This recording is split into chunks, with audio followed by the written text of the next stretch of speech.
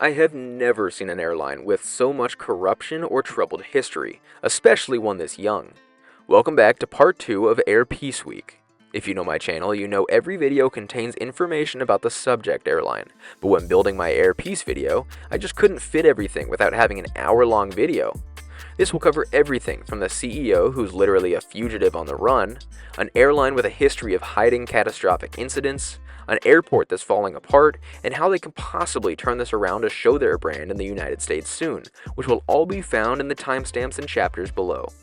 My day began in Nigeria's capital, Abuja, where I'll include the background footage of my domestic business class flight with Air Peace from here to Lagos, their main hub. And to start us off, who is Air Peace, and what is this corruption you hear about? In 2013, Alan Onyema, a Nigerian lawyer and businessman, founded Air Peace, intended to provide economic opportunities to the Nigerian youth. They'd become the nation's largest domestic airline by 2018, beginning international services the year prior to Accra. That same year, they received their first wide-bodies, two 777s from Singapore and Emirates, launching service to Sharjah and Joburg, which came in handy after a series of xenophobic violence in South Africa led to Onyema providing free flights to get Nigerians out of the country, which he definitely deserves credit for.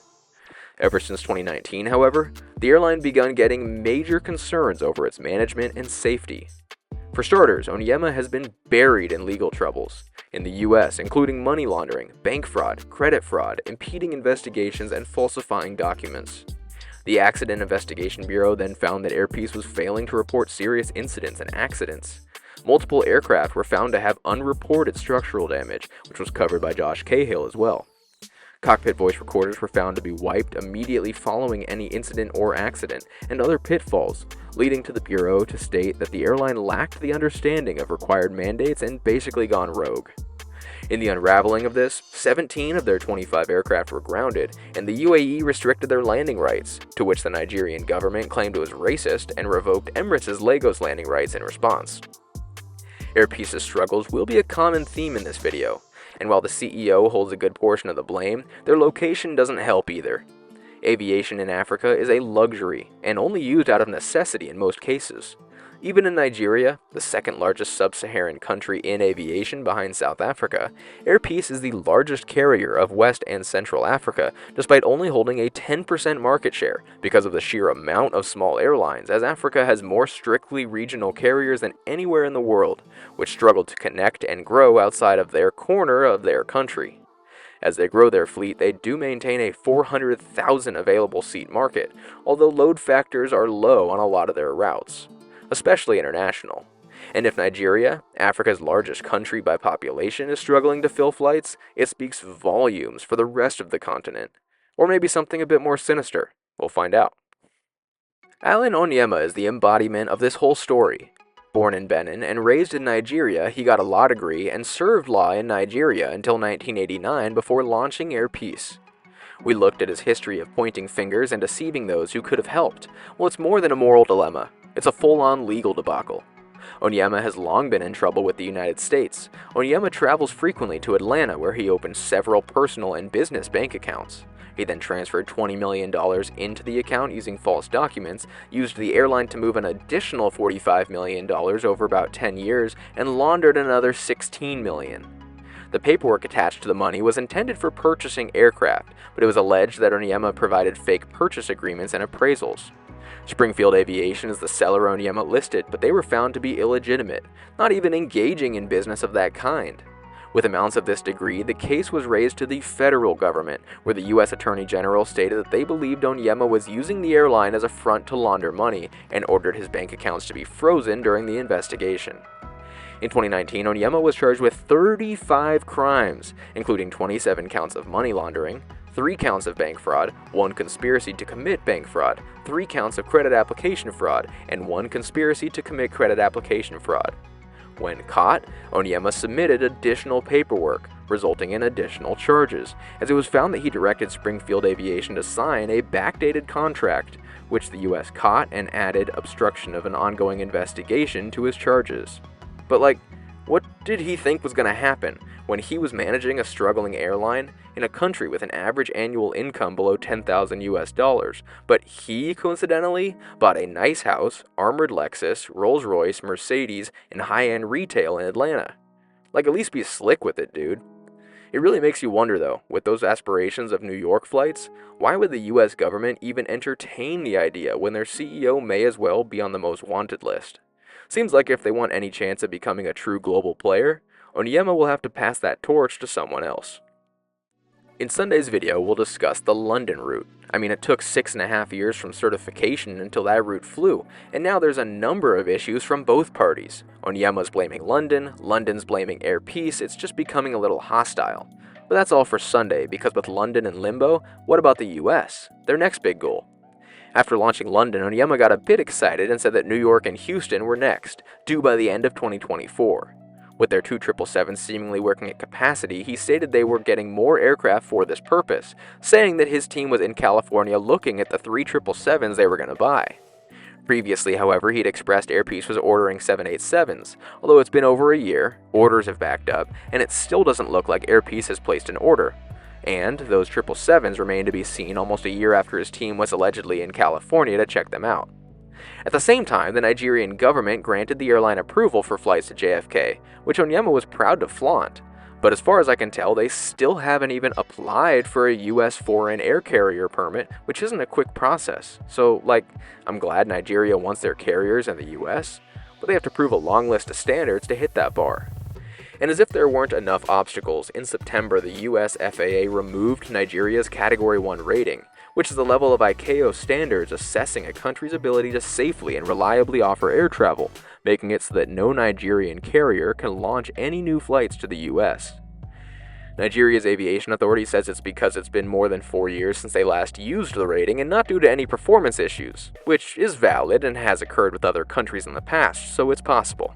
But here's the issue with that. They first acquired the Category 1 rating in 2010 for Eric Air to serve JFK, and it took them 5 years to get that due to the drop in standards in Nigerian aviation. So you'd have to wonder how long it would take to get it again.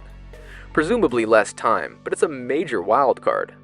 And as they prepare to potentially re-up this rating, Nigeria did an internal audit to mark as a test for foreign tests. The findings weren't great. Infrastructure like buildings, runways, taxiways, and lights were found to be improperly maintained.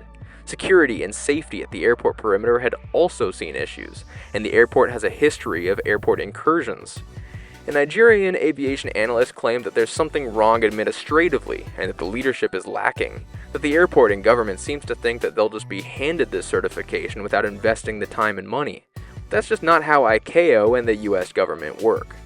I mean, even at the current moment, United and Delta serve Lagos from 3 cities, but the flights all have extra security checks not required by most carriers. But if anything, it proves that the potential success of the route, as they maintain an over 90% load factor for the year, and Houston, Nigeria's second biggest market, still remains unspoken for. Honestly, the problem seems to lie with the Air Peace management. Onyema stated the internal and external conspiracies are the only reasons he can't make this happen, once again blaming everyone but himself and his operations. Aside from Onyema, Air Peace has had some real shoddy safety records. We discussed earlier about all the maintenance issues, unreported accidents, covering up operational pitfalls by wiping cockpit voice recorders. Basically, the airline seems to think that it's owed what it wants, and covers up everything that could show any sort of deficiencies, rather than admitting and correcting them. Honestly, I'm amazed that they were given EU flight rights in the first place, but I see them being light years from US rights. Onyema has done nothing but create horrendously controversial opinions of himself around the world for all selfish gains, and has criticized everyone that tried to help him. So why would anyone want to grant him the wish of air service? That's just not how it works outside of his bubble there. Opinions aside, however, what's Air Peace's next steps likely to be? My guess is that it will be regional until they can secure additional aircraft. If they do get the 777s or 787s mentioned previously, the US is obviously their next goal, with the main hurdle being certification. I mean, of Nigerians outside Africa, nearly 400,000 live in the US, which is almost double the UK in second place. It's just that pesky certification. They just had the same issues with their London services. They got the aircraft for the route, and then put the aircraft on other routes like Dubai, Mumbai, Joburg, and Guangzhou until the certification was complete. Alternatively, they could look to wet lease aircraft. When the London service first began, they had a short lease with North 787s to assist with route operations. This could help them get to the US sooner, and has been used by other African carriers, like Air Senegal using AirHub as a wet lease to operate their certificate to reach the US. There is also an issue where Nigerian carriers, including Air Peace, were rumored to be blacklisted from lessors, although these carriers claim that they do not owe anything and have no current issues, and that the issues lie with past airlines. So where do they go in the US? Well, there's 4 angles they could take. There's diplomatic destinations, business destinations, tourism destinations, and diaspora destinations. Washington, D.C. would be the obvious diplomatic destination. Washington to Lagos is served by United with an 85% load factor. The business destination would be Atlanta, which is served by Delta with a similar load factor. For tourism purposes, though, we'd probably see New York as the easy choice, which Delta just recently announced and will be operating from Lagos. And for the Nigerian-American diaspora, Houston would be the top choice, with New York in a close second. Houston benefiting, however, from being the only one with no service to Nigeria, not even to Africa. Even TAG has also announced interest in Houston, but not officially yet. Texas definitely has the most Nigerians, with over double that of New York and DC, and it sounds like Houston and JFK will be the airline's first 2 destinations. The other thing that intrigues me is that Lagos is the biggest city, but it does have 3 US destinations already. Abuja, on the other hand, has none. The Nigerian capital sees British Airways flights from London, but nothing to the Western Hemisphere. If Air Peace is granted its certification to operate in the US, I do wonder if they'd consider service from Abuja to Atlanta, DC, or New York for mainly political reasons. The last thing I'll say is, for whatever reason, flights to Nigeria are expensive. Just looking at United's flights from DC to Cape Town versus Lagos, Cape Town's further, but about half the cost of Lagos. Delta, British Airways, Virgin Atlantic, Qatar, and more seem to have the same extra high seat costs. So my guess is that it has to do with taxes and surcharges at the African continent, making it super expensive. But I do wonder if there's anything else, as Nigerian travel agents have asked the government to investigate this airfare difference. They're taxed for foreign tickets and therefore have to charge more. Looking at costs, however, in London, economy class is comparable on Air Peace and British Airways, with Virgin being much higher, although BA seems to have lowered fares since Air Peace began that route. In business class, however, Air Peace is half the cost of British Airways and almost a third of Virgin Atlantic, for one-way business class, as of my most recent trip. United and Delta's Nigeria routes are definitely expensive, so if Air Peace can undercut those costs, they'll fill the planes regardless of reputation. So, Lagos Airport. It's an interesting place. I mean, the first time I was here, the lights and air conditioning in the terminal kept shutting off every 15 minutes or so. The airport's been around since World War II and was named after Murtala Muhammad in 1976 after the military had a state's assassination.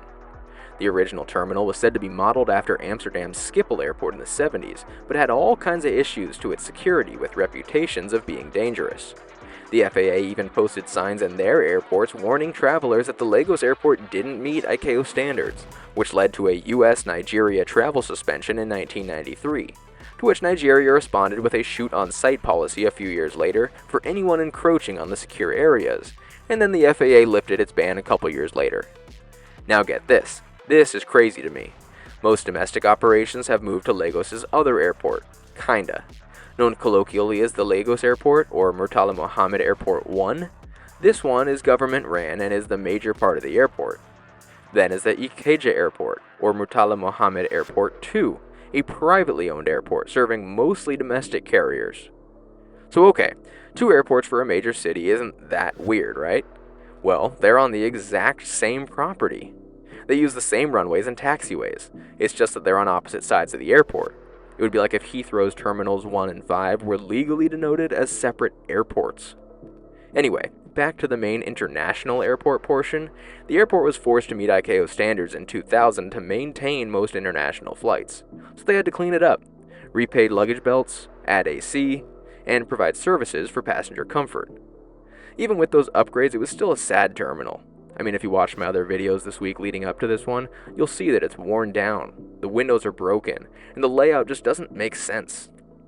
In 2002, they finally opened the Terminal 2, or a brand new terminal designed for the bigger carriers. This new terminal had one major flaw, however. They didn't make the gates large enough for wide bodies. The plan to remedy this seemed to be to tear down hangars and build more new ramp space that fit larger aircraft, with money that definitely they didn't have. And while I'm not sure what they did exactly, there is wide bodies in Terminal 2 now, although it appears to just be one gate, so maybe they reduced the gate count or something. That combined with still using the old terminal while they still can. I mean, when we arrived from Uganda on the last trip, we arrived to the old terminal, but it seemed like the jet bridge was broken, so they still bussed us over to the new terminal. There are some pictures out there about their end goal with the two terminals, but it's just a bit strange at the moment. The other thing they needed to work out was a transfer area for arriving passengers. The first time I came to Lego, I was transiting onto another flight 6 hours later, so I obviously didn't have a visa. Upon arrival, I was funneled to the arrival immigration after asking where to go for transit. When I got to the front and told them I was transit, I confused the hell out of them. They had me wait until the entire flight cleared immigration. Then they had an agent with me who just escorted me past immigration, out to the Kenya Airways ticket counter, and then back through immigration and security without ever getting a passport stamp or anything. Then he told me that I couldn't just walk around the airport, but instead had to sit in the office. A tiny little space with no power or air conditioning. And he still had my passport and refused to give it back. I'm assuming he wanted some sort of money, as is the custom here, but after about 4 hours when he was talking to someone, I grabbed my passport off his desk and just kind of walked out without him saying anything.